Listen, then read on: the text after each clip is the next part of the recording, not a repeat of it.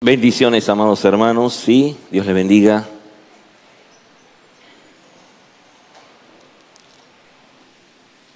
Agradecemos al Señor esta hermosa mañana, esta reunión, la Iglesia de Cristo. He disfrutado mucho las canciones, cada letra, cada expresión.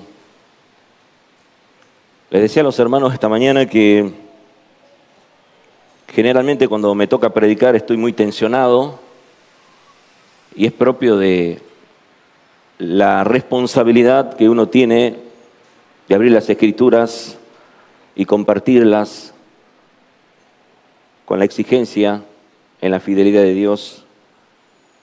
Y esta mañana estaba conversando con algunos hermanos en el pasillo y decía, me había olvidado que tengo que predicar hoy.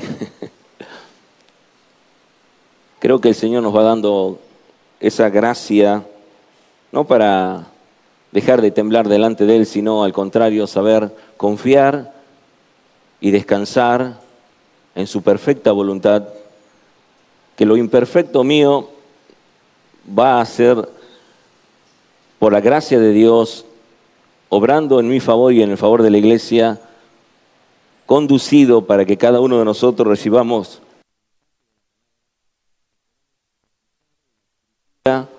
de tal manera que, como la oración de Juan en esta mañana hacía mención, que sea el Señor hablándonos, hermanos, porque necesitamos su voz y no la de un hombre, y necesitamos seguir creciendo para su gloria.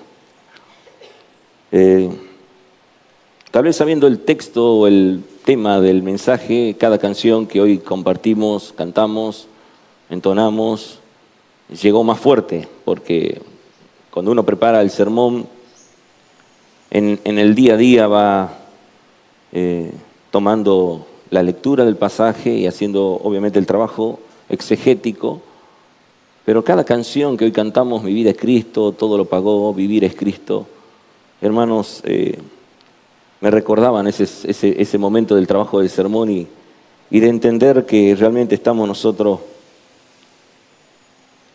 en un momento difícil, porque la Iglesia de Cristo está en un mundo lleno de pecado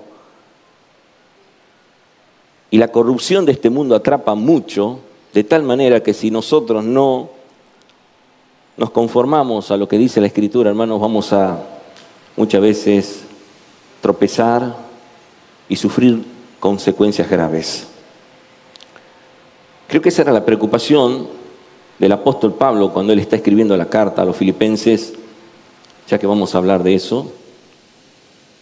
Creo que esa era la preocupación del apóstol Pablo cuando él está en un momento determinado preso, en esa cárcel, supuestamente Roma, escribiendo esta carta con una suerte de exhortación, en unos 3, 4 versículos que vamos a tocar hoy en día, a la iglesia de Filipos, una iglesia joven, una iglesia que había sido fundada por él en su segundo viaje misionero, una iglesia que estaba dispuesta a dar hasta los ojos por Pablo. Es más, habían ofrendado y habían llevado su ofrenda hasta incluso él estando preso. Una iglesia fiel, muy amada por Pablo. La primera iglesia en Europa, donde Lidia, por la obra del Espíritu Santo, abre su corazón para oír la palabra de Dios, donde el carcelero de Filipo y su casa completa reciben a Jesucristo como su Señor y Salvador y son salvos, donde en una casa pequeña, para tener en cuenta simplemente a manera de introducción de algo tan importante, en una casa como la casa de Lidia se predicó el Evangelio y se plantó una iglesia en Europa, donde nosotros trabajamos en grupos pequeños, trabajamos con 2, con 3, con 4, Yo no sé cuántos había ahí, tal vez estaba Lidia, el carcelero y su familia, pero la iglesia fue creciendo porque el Señor estaba obrando en esa iglesia. Y así lo hizo en toda la historia.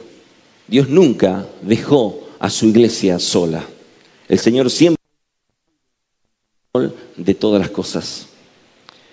Y soberanamente el Señor actuó en toda esa fundación de iglesia de tal manera que la iglesia fundada por Dios jamás será destruida por las artimañas del diablo. Filipenses capítulo 1, versículo 27 hasta el 30. Vamos a leer, luego vamos a orar. Vamos a leer primero estos versículos y luego vamos a orar. Solamente dice la palabra de Dios en Filipenses capítulo 1, versículo 27, solamente, estoy leyendo Reina Valera 1960, solamente que os comportéis como es digno del Evangelio de Cristo, para que sea que vaya a veros o que esté ausente, oiga de vosotros que estáis firmes en un mismo espíritu, combatiendo unánimes por la fe del Evangelio. Y en nada, intimidados por los que se oponen, que para ellos ciertamente es indicio de perdición, mas para vosotros de salvación, y esto de Dios. Porque a vosotros que os es concedido a causa de Cristo, no solo que creáis en Él, sino también que padezcáis por Él, teniendo el mismo conflicto que habéis visto en mí y ahora oís que hay en mí.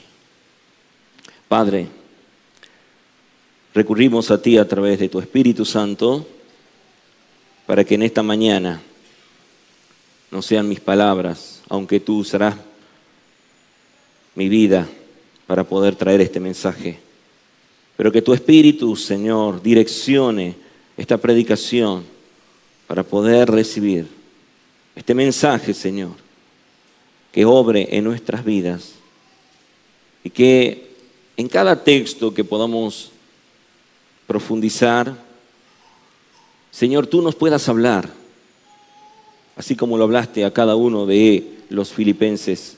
Es nuestro deseo, como la oración de nuestro hermano Juan, que cada día más nos conformemos a ti, Señor. Que seamos transformados por el poder del Espíritu Santo para que cada día más menguemos nosotros y Cristo crezca en nosotros, porque tú eres nuestra vida, porque tú pagaste un precio tan alto por nosotros que nosotros te pertenecemos y nuestro vivir es Cristo, como cantamos, reconociendo nuestros pecados delante de ti, porque durante la semana hemos pecado y en este día hemos pecado y queremos ponernos a cuenta contigo antes de recibir tu mensaje para que tu palabra pueda caer en buena tierra y la semilla que es sembrada, que produce el efecto para el cual es enviada, produzca fruto en nuestras vidas, frutos espirituales que glorifiquen tu nombre, que bendigan tu nombre, que exalten tu nombre. En el nombre de Jesucristo. Amén y amén. Filipenses capítulo 1, versículo 27 al 30, como tomamos lectura, bajo el tema en esta mañana, vivir como es digno del Evangelio de Cristo. Vivir como es digno del Evangelio de Cristo.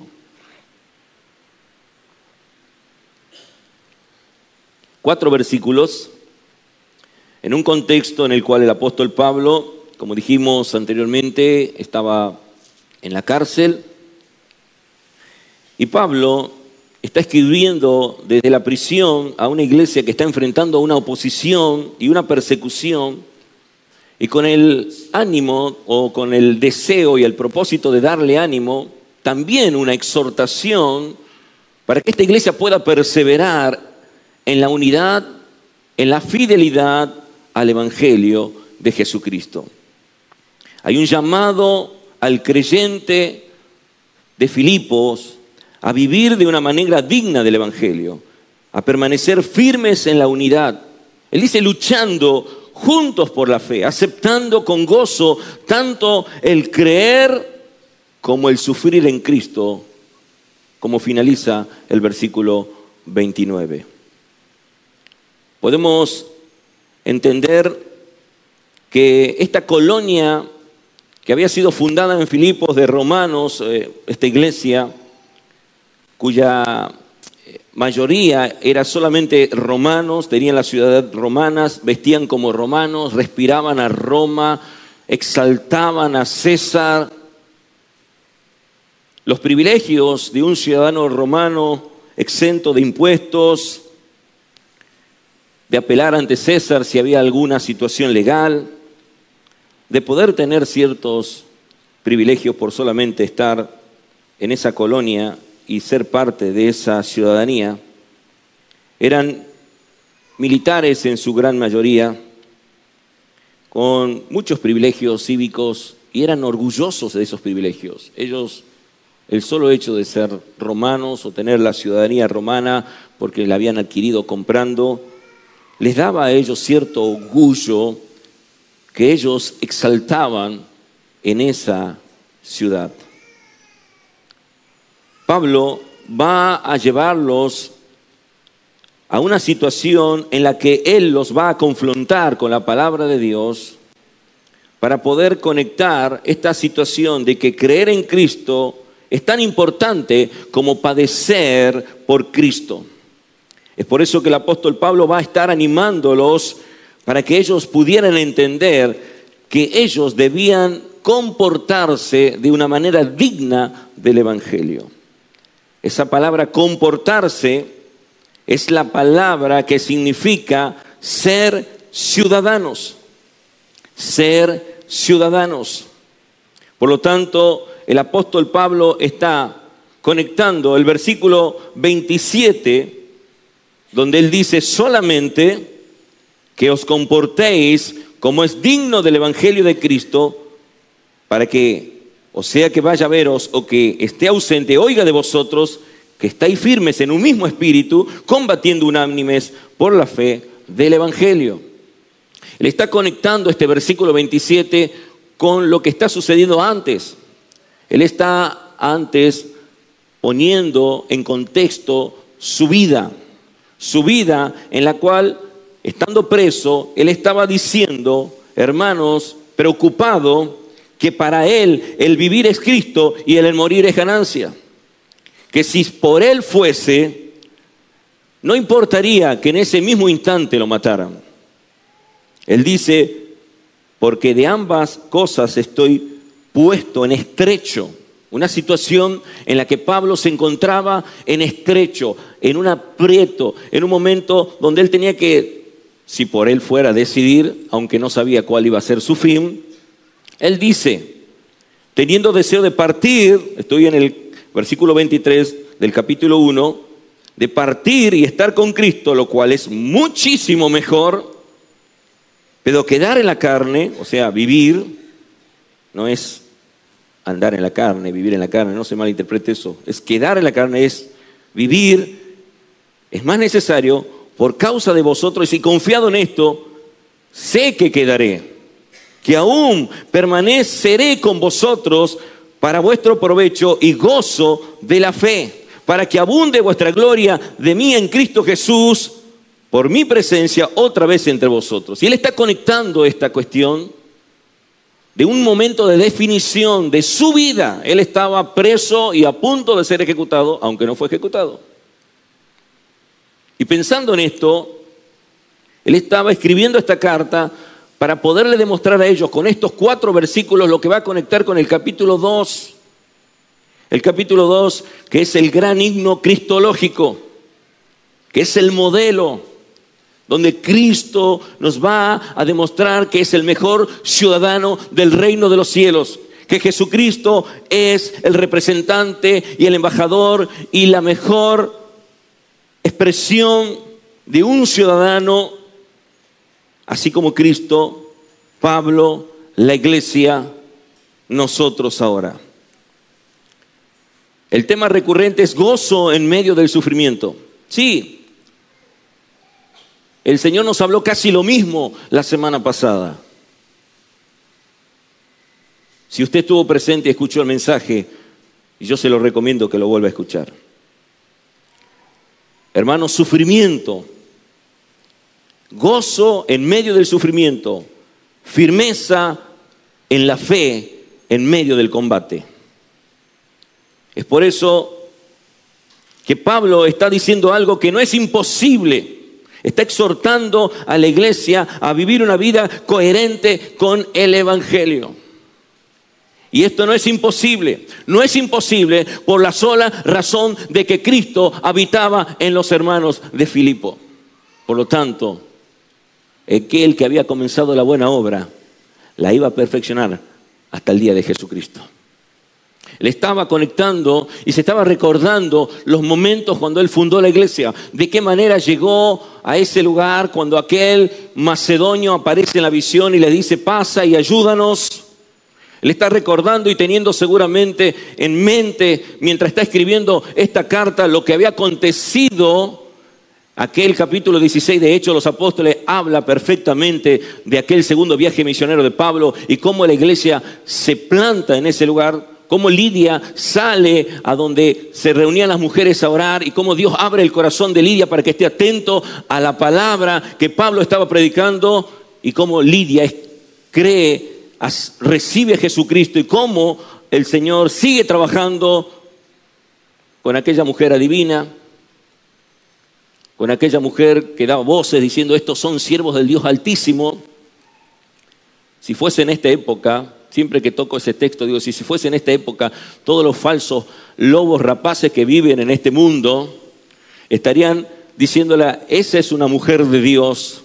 Pero Pablo, incómodo, molesto por aquella mujer adivina, la reprendió y se le terminó el negocio para muchos, y esto generó que Pablo terminara en la cárcel de Filipos.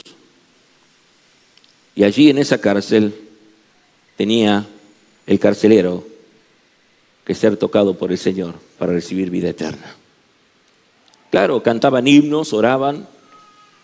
Ustedes saben el texto, no vamos a entrar en el contexto, pero es importante saber que mientras cantaban y oraban, se sacudió todo y se soltaron todos los presos. Y cuando el carcelero se estuvo a punto de matar, porque era muerte para el carcelero por haber descuidado a todos los presos, sin embargo vimos que Pablo le dijo: no te hagas nada porque todos estamos aquí. Pablo está recordando eso y Pablo está mirando eso y le está diciendo a los filipenses: aquel que comenzó la buena obra en vosotros será fiel para perfeccionarla hasta el día de Jesucristo.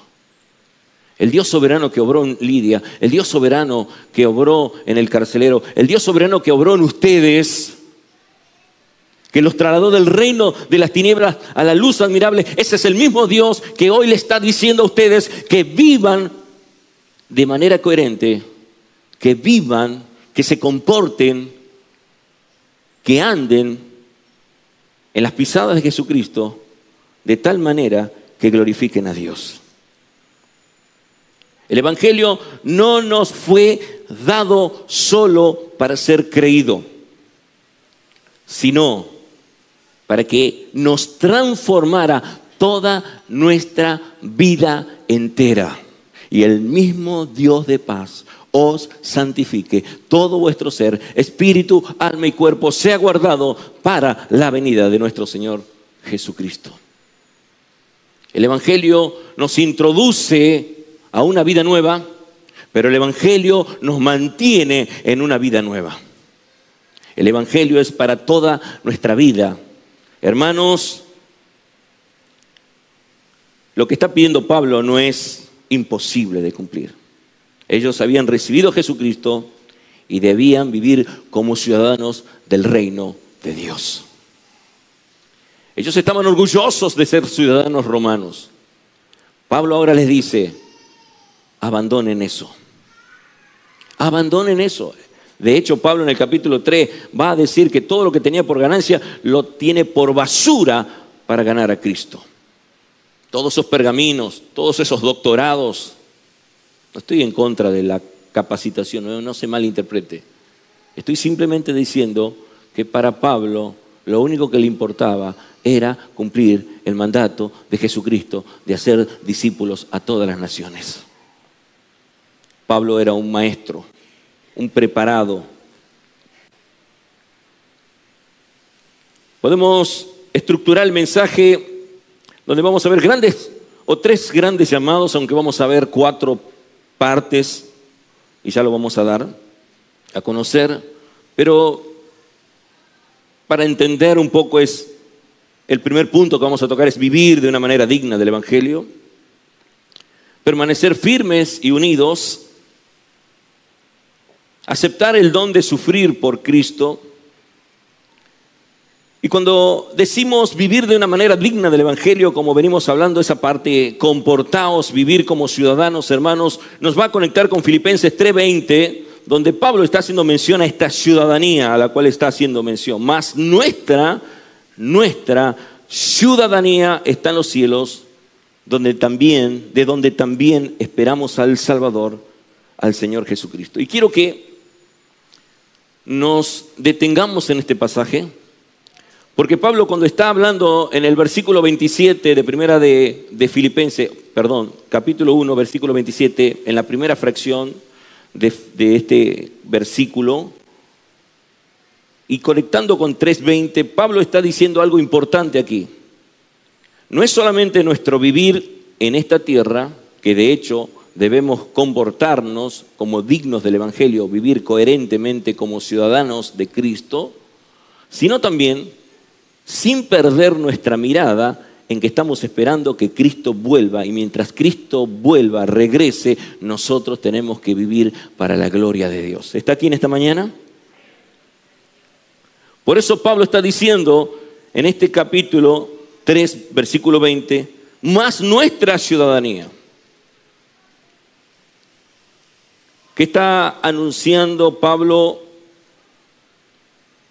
En el versículo 17 dice: hermanos, sed imitadores de mí y mirad a los que así se conducen según el ejemplo que tenéis en vosotros. Porque por ahí andan muchos, de los cuales os dije muchas veces, estoy en el capítulo 3, y aún ahora lo digo llorando, que son enemigos de la cruz de Cristo, el fin de los cuales es perdición, cuyo Dios es el vientre y cuya gloria es su vergüenza, que solo piensan en lo terrenal. Un gran grupo, muchos, tal vez dentro de la iglesia, que solamente aspiraban a sus propios intereses, que solamente querían vivir una reunión más, que lo único que le interesaba era escuchar algo tocante al reino de Dios, pero pensando en sus propios intereses, eran enemigos de la cruz, y esos, dice, el fin de los cuales será perdición, cuyo Dios es el vientre y cuya gloria es su vergüenza, que solo piensan en lo terrenal. Su mirada no estaba puesta en la venida de Cristo, no estaba puesta en la ciudadanía del reino de los cielos, sino solamente en vivir de una manera cómoda en esta tierra, sin importar los fraudes, sin importar las estafas, sin importar las mentiras, sin importar hacer lo que sea para lograr una ventaja y lograr algún fin personal, como para vivir cómodamente mientras estoy en esta tierra. Pablo está apuntando a esa situación de una corrupción, de una oposición. Pablo está apuntando a algo que se está generando en ese lugar y que estaba llevando a arrastrar a muchos que habían abandonado la ciudadanía romana por poner su mirada en Cristo. Ahora se estaban volviendo de nuevo, estaban nuevamente abrazando porque ya habían perdido ciertos privilegios y las cosas no estaban funcionando. Pero es que a mí me dijeron que cuando yo llegue a la iglesia iba a estar completo y ahora no tengo nada. Bueno, pero completo en Cristo. ¿Qué más querés? Completo en Cristo. Sí, pero no tengo lo que tenía antes. Tenía una mansión, ahora tengo una prefabricada. Antes tenía una limusina, ahora ando en bicicleta. ¿Y si tu ciudadanía está en los cielos?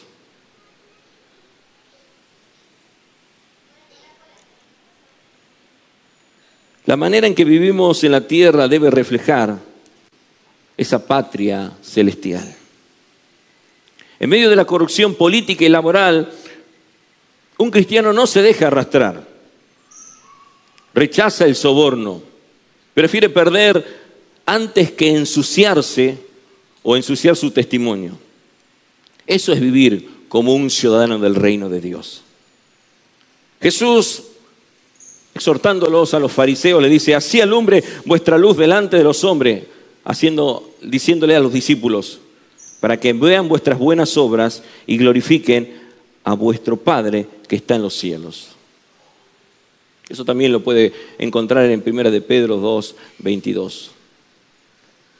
Una vida irreprensible, íntegros de corazón, coherentes con el Evangelio. Que su sí sea sí y que su no sea no. Pablo está haciendo mención de esta realidad de un ciudadano del cielo.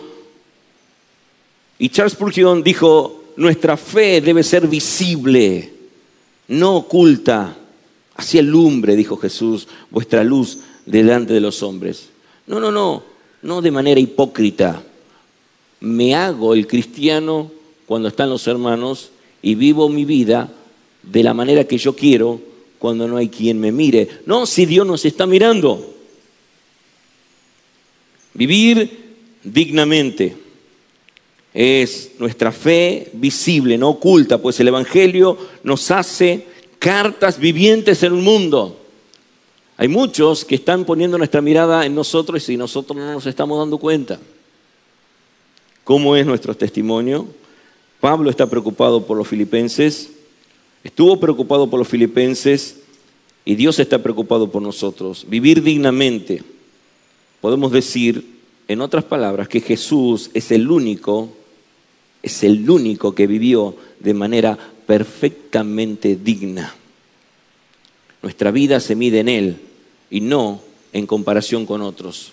No lo mira Charles Spurgeon, no lo mira John MacArthur, no lo mire a Sugel Michelin, mire a Cristo y viva a Cristo y ponga su estándar conforme al ejemplo que Cristo nos dejó en su palabra.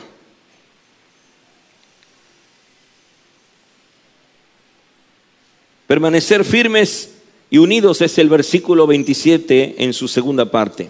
Pablo dice: firmes en un mismo espíritu, combatiendo unánimes por la fe del Evangelio.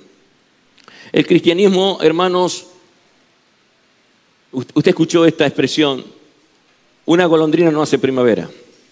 Bueno, el cristianismo no es un proyecto individual. La vida digna del Evangelio se vive en comunidad. ¿Está aquí en esta mañana?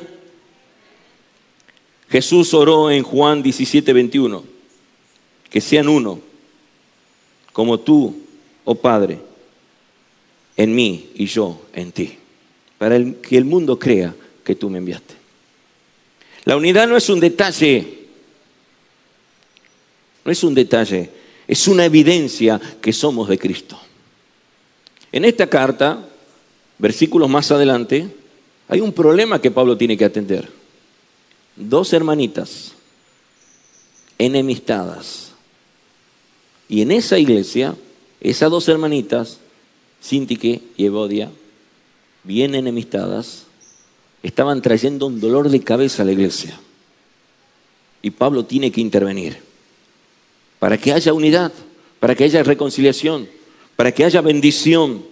Hermanos, la unidad no es un detalle, es la evidencia de que somos de Cristo. En la iglesia primitiva, se recordará usted, bajo persecución, ¿qué hacían los creyentes? Perseveraban juntos en la oración, compartían todo lo que tenían. Podemos leer, por ejemplo, Hechos 4:32, y la multitud de los que habían creído eran de un corazón y un alma, y ninguno decía ser suyo propio nada de lo que poseía, sino que tenían todas las cosas en común. Algunos vendían sus propiedades y las traían a los pies de los apóstoles y compartían todo lo que tenían: unidad. No es un detalle, es una evidencia de que somos de Cristo. La iglesia es fuerte cuando lucha de manera comunitaria, junta por la verdad del Evangelio. Hermanos, la unidad en la fe, podemos ver que Jesús es el fundamento de esa unidad. Él es el que derribó la pared intermedia de separación entre ambos pueblos, conforme dice Efesios 2:14. Por lo tanto, hermanos, somos llamados a vivir en unidad. Sin temor frente a la oposición es el tercer punto en el versículo 28. Sin temor frente a la oposición. Pablo está animando a una iglesia a que no se intimiden por lo que está ocurriendo en este mundo. A los que se oponen, versículo 28 dice, dice, y en nada intimidados por los que se oponen, que para ellos ciertamente es indicio de perdición, mas para vosotros de salvación, y esto de Dios. El Evangelio genera oposición. Cada vez que nosotros, hermanos, salimos a la calle, encontramos oposición. Oposición en el trabajo, oposición en las escuelas, oposición en nuestras casas mismas. Es oposición. ¿Por qué? Porque los valores de los hijos del Señor no son lo que este mundo tiene por valores. Hay oposición. Pero el creyente, hermano, ante esa oposición, ante esa situación, no vive con miedo, porque su seguridad está en Cristo Jesús. Jesús mismo dijo en San Juan 16:33, en el mundo tendréis aflicción, pero confiad en mí, que yo he vencido al mundo. Un joven en la universidad se ríe del chiste inmoral o de algún pecado. Pero el cristiano que está allí no se suma, se mantiene firme. El cristiano no participa, se mantiene firme. Quizás sí lo ridiculizan. ¿Le pasó a usted?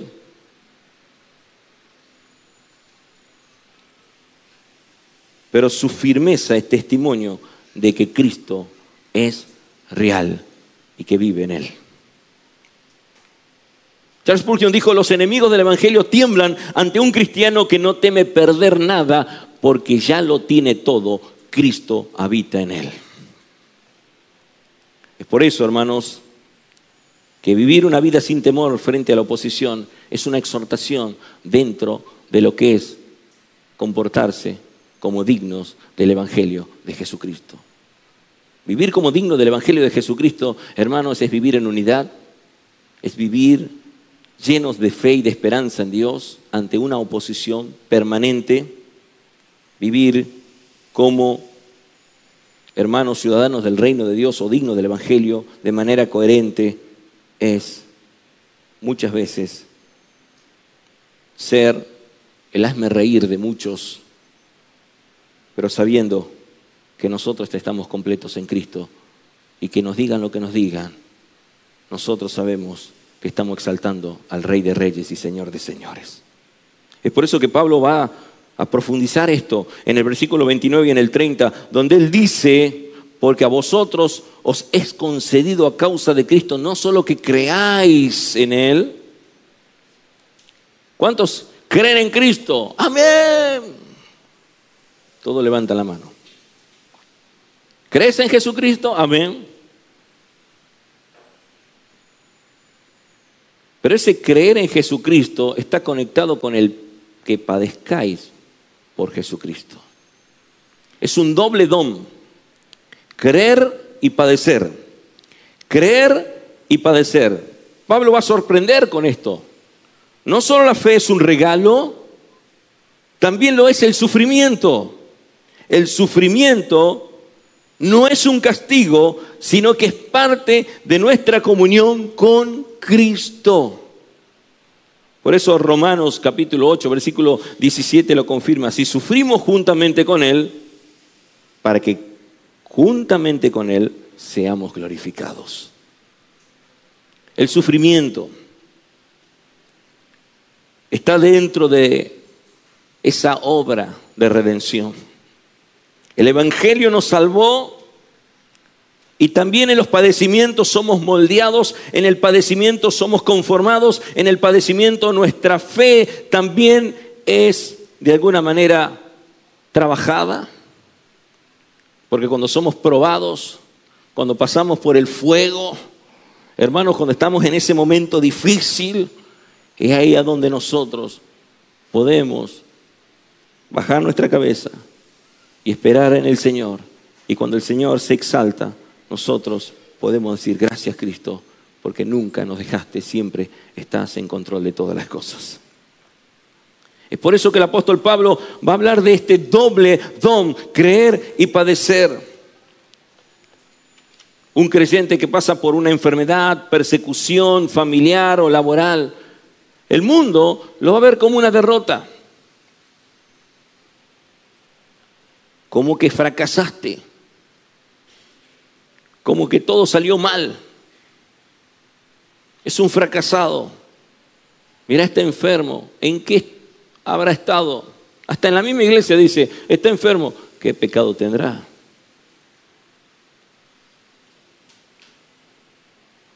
El mundo y los que están dentro de las llamadas iglesias que son del mundo ve esto como una derrota.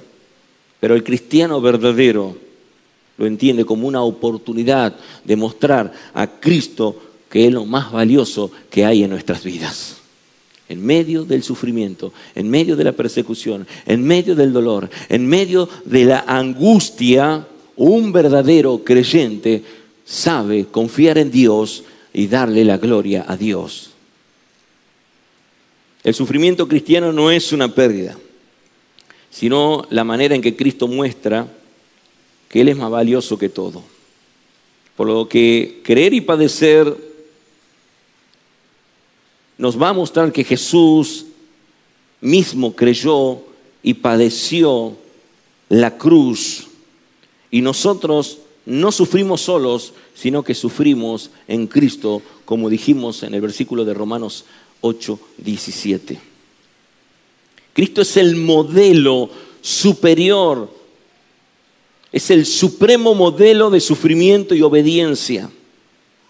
Hermanos, en el capítulo 2 de Filipenses, versículos 5 al 11, podemos leer, haya pues en vosotros este sentir que hubo también en Cristo, el cual siendo en forma de Dios, no estimó el ser igual a Dios como cosa que aferrarse, sino que se despojó a sí mismo, tomando forma de siervo, hecho semejante a los hombres, y estando en condición de hombre, se humilló a sí mismo, haciéndose obediente hasta la muerte y muerte de cruz, por lo cual Dios también le exaltó hasta lo sumo y le dio un nombre que es por sobre todo nombre, para que en el nombre de Jesús se doble toda rodilla que está en los cielos y en la tierra y debajo de la tierra, y toda lengua confiese que Jesucristo es el Señor, para gloria de Dios Padre. Y lo que Cristo ganó en esa cruz, nosotros lo tenemos en Cristo Jesús. Por lo tanto, hermanos, examinémonos delante del Señor a la luz de la palabra, porque el llamado del Señor es a vivir una vida digna del Evangelio. Una vida digna del Evangelio. Una vida digna, una vida en unidad, una vida en fe, una vida en sufrimiento. Una vida en padecimiento, pero una vida llena de esperanza, porque Cristo vuelve pronto por su iglesia. ¿Cómo estás viviendo en estos tiempos? ¿De manera digna? No vivas una fe aislada, sino debes entender que es necesario vivir en comunidad, en unidad, porque la batalla se la gana en equipo. Enfrenta la oposición no con miedo, sino con la certeza de que Cristo ya venció por ti. Acepta el sufrimiento como parte del discipulado que nos conforma cada día más a Cristo. Es por eso Que en esta mañana, cuando el Señor nos está hablando, nosotros presentamos delante de Dios la mesa en la cual la cena nos va a recordar que somos llamados a vivir como Él, con dignidad, con unidad, con valentía, con gozo en medio del sufrimiento. El Evangelio no solamente nos salva, el Evangelio nos transforma. El Evangelio no nos promete el cielo, nos enseña a vivir en la tierra como ciudadanos de este cielo. Por eso el llamado de Pablo sigue vigente: solamente que os comportéis como es digno del Evangelio de nuestro Señor Jesucristo. Una vida digna del Evangelio es aquella que refleja a Cristo en unidad, valentía y fidelidad. Ya dijimos, incluso en medio del dolor, de la pérdida, del sufrimiento, de la escasez. Cuando estamos ya en bancarrota, y espiritualmente siempre estuvimos en bancarrota, pero a veces materialmente, que golpea mucho. Cuando estamos viviendo esa etapa, ese momento doloroso, cuando a veces no aparece el alimento en la mesa y nos falta que comer. En ese momento, y a pesar de eso, y con todo eso, Cristo está con nosotros siempre hasta el fin del mundo. La cena del Señor nos muestra que creemos en Cristo. La cena del Señor nos va a mostrar que creemos en Cristo, porque fue el llamado del Señor conforme su palabra nos enseña en 1 Corintios capítulo 11, versículo, vamos a leer esos textos, hermanos.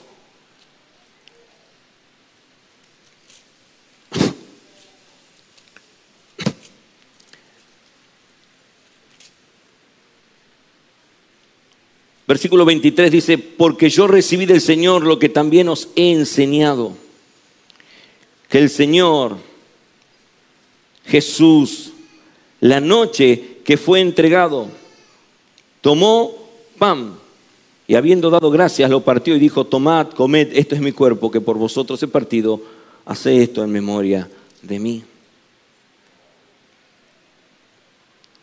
Asimismo tomó también la copa después de haber cenado, diciendo: esta copa es el nuevo pacto en mi sangre, haced esto todas las veces que la bebieres en memoria de mí. Así que, este versículo 26 importante, así que todas las veces que comieres de este pan y bebieres esta copa, la muerte del Señor anunciáis hasta que Él venga. La cena del Señor, hermano, muestra que creemos en Cristo, que estamos dispuestos a identificarnos con sus sufrimientos. Cuando tomamos la copa y el pan, recordamos que Cristo padeció por nosotros y también declaramos que estamos dispuestos a padecer por Él, porque somos ciudadanos de su reino. ¿Está aquí en esta mañana? Por lo tanto, hermanos, debemos entender que la cena del Señor nos está hablando de algo pasado, presente y futuro. Ya Cristo murió por nosotros, en lugar de nosotros. Pero Cristo ahora nos reclama a nosotros, la iglesia de Cristo, que vivamos conforme a su voluntad. Ya Cristo murió por nosotros, nosotros le pertenecemos a Cristo, ahora nosotros debemos andar como Cristo anduvo, dignamente.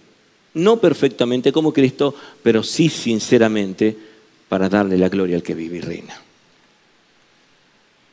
Mostrar que la vida es digna del Evangelio de Jesucristo, hermanos, en unidad y sufrimiento, apuntan a una esperanza final, futura. Como lo dice Apocalipsis capítulo 7, versículos 14 y 15. Estos son los que han salido de la gran tribulación y han lavado sus ropas en la sangre del Cordero. Por lo tanto, hermanos, cuando nosotros vamos a compartir la mesa del Señor, estamos recordando la muerte de Cristo, estamos viviendo una vida digna del Evangelio, pero con una esperanza de encontrarnos con Cristo a pesar de los sufrimientos que podamos atravesar en esta tierra. La esperanza de que el sufrimiento es momentáneo, pero que la gloria es eterna.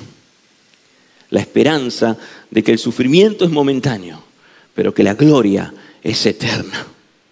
Hermanos, en un abrir y cerrar de ojos, al sonar de las trompetas, cuando Cristo venga por su iglesia, seremos transformados.